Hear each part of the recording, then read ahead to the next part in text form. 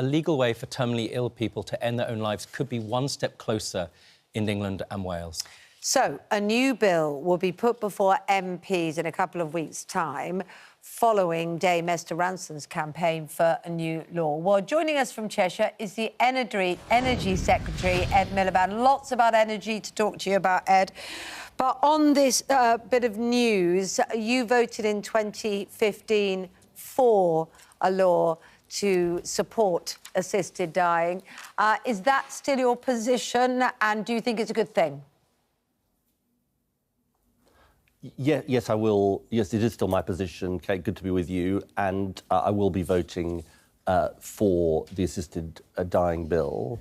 And obviously it'll be a free vote for members of Parliament. Look, these are very complex and difficult issues, and there are very respectable views on both sides. For my part, I know there are people who are in the late stages of terminal illnesses, and I think the current situation is rather cruel, actually, and I think people having control over their own life and their own death is something that is the right thing to do. Obviously, there have to be proper safeguards, and I understand the concerns of some people on these issues, but my personal view will be to vote in favour of this bill. Ed, your Energy Secretary, we know that you've been looking at green energy, yes, and a passionate campaigner for it for a long time. Your plans for carbon capture and storage. You will tell us why it's a good thing, but the concerns about it are, and those who say it's the wrong thing to be doing first, are that it's very expensive, it's not particularly efficient, and the things that an Energy Secretary should be focusing on first and spending the money on first is proper renewable energy. So since we came to office, Kate, we have overturned the ban on onshore wind in England. We've granted more solar in less than 3 months than the Conservatives did in 14 years and had the most successful renewable auction in British history. But today's announcement is crucial. And, you know, let me explain why. On Monday, the last coal-fired power station in Britain closed after 142 years. And people are asking, where's the good jobs of the future going to come from? The answer is, today we're launching a new era, a new industry, carbon capture. And this reason this is so important is for industries like cement, for example, if they're going to carry on, if they're going to survive, there's got to be a way either for the carbon to carry on being released into the atmosphere, the carbon dioxide that they produce, but that's bad for climate change, or it's got to be buried and stored underground. And that's what we are making possible today. The problem is we're only talking about 0.02% of global CO2 emissions. Even if this works and is up and running, will be captured. So I think that's a concern, because you're pledging $22 billion for this part of the project, and people are saying that's a lot of money to spend on solving 0.02% of the problem. I don't see it that way, Kate.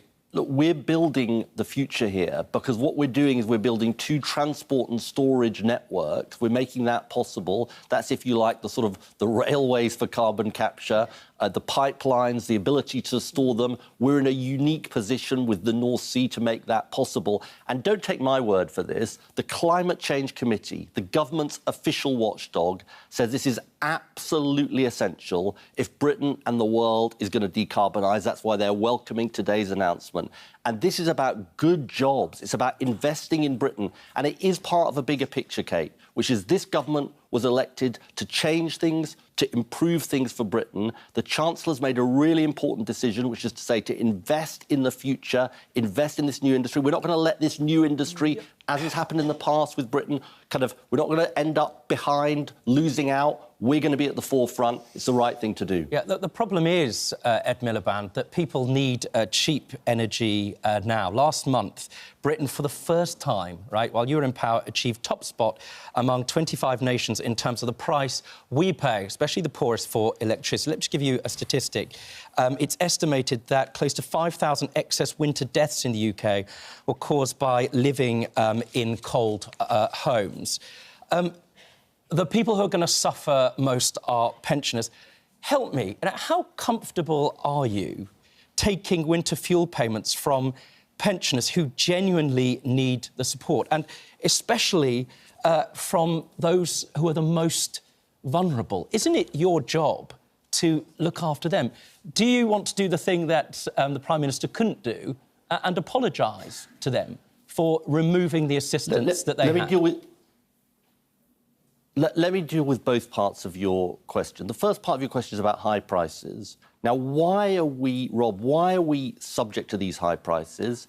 Because we have no control over our energy, because we're reliant on fossil fuel markets controlled by petrostates and dictators. So when we have geopolitical instability, as we have at the moment, prices go up. That's why the government's mission for clean, homegrown power is so important. Secondly, let me deal directly with what you asked about winter fuel payment. Rachel Reeves faced a very difficult financial situation. She took the decision that she wanted to concentrate the help on those who needed it the very most, the very poorest pensioners. Now, you can agree with that decision or disagree with that decision, but the reason she's driving forward with take-up of pension credit, we've got hundreds of thousands of pensioners who aren't taking up the pension credit. She wants to spend more money on them so that they can take it up. She's driving forward with that. She's also increasing the basic state pension significantly next April. That's already been announced to help the pensioners just above that level. So, yes, it's a difficult decision. Yes, I understand why people have concerns about it,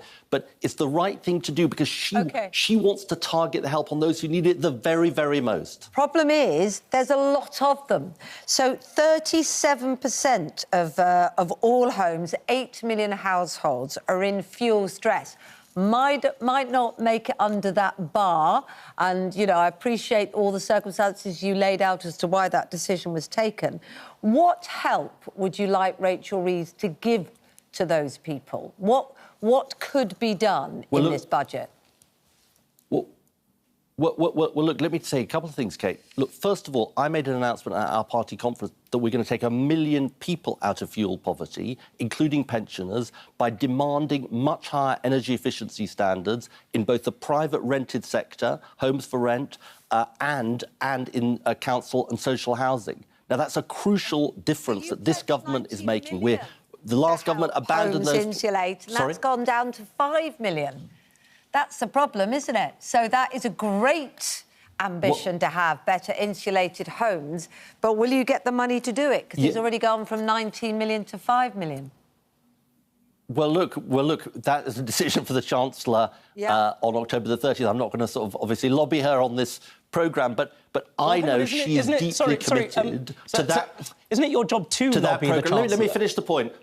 Not on your programme. The key thing here is that, and Rachel really cares about this, we are absolutely committed to the Warm Homes programme, to doubling the funding for energy efficiency. That's what we said in our manifesto. It will be the largest spend on energy efficiency this country has ever seen, and we are absolutely committed to it.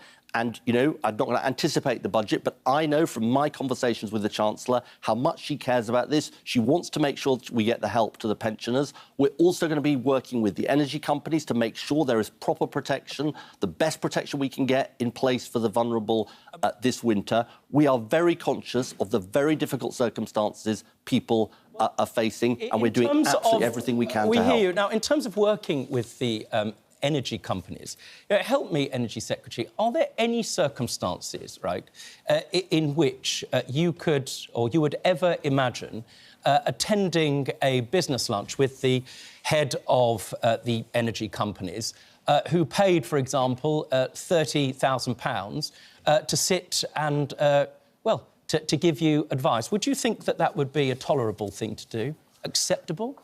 I think you're talking about a story in the Sun this morning. Would you ever do that? I was coming on there. Let me just answer the question. And as I understand it from the quote from Jonathan Reynolds, who's completely unaware of this invitation, he's not attending this. Yeah. The answer is, you know, whether it's me or Jonathan Reynolds, it's not about paying to have access. That's not what we're about. No. Well, would you accept? You know what we're talking about. It's the absolute mess, at the softest way of describing it, that the government seems to be in, with Sir Keir Starmer suddenly paying £6,000 back. Nobody quite understands, if he's done nothing wrong, why he would do that. you know, Lord Darley being investigated, all those things. We've looked at some of the things you've accepted. You're very frugal in terms of your accepting of it. I think it was back in 21 that you had some assistance with a cheaper ticket for Glastonbury. But, you know, how as a government that took such a strong moral position, which voters liked, about corruption and muckiness and all of that, how has it got itself into this mess? Look, I think just to deal with the first point you asked about, why did Keir Starmer decide to repay that money? Precisely because of what you've been saying, Kate. He wanted to send a signal. He gets the public mood on these things. Sorry. It's a prelude. So he's paid some of this money back. It's a prelude to introducing new rules as part of the ministerial code on these issues.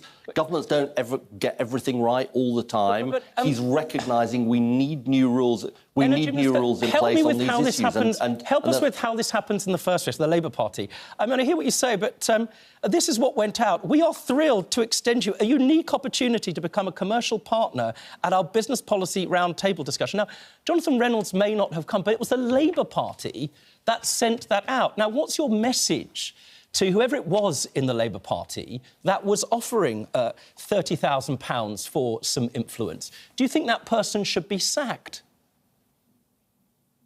Don't do it again, is my message. Don't do it again. Hear you.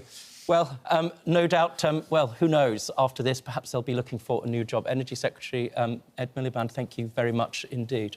Thank you. Good to speak to you. Thank you.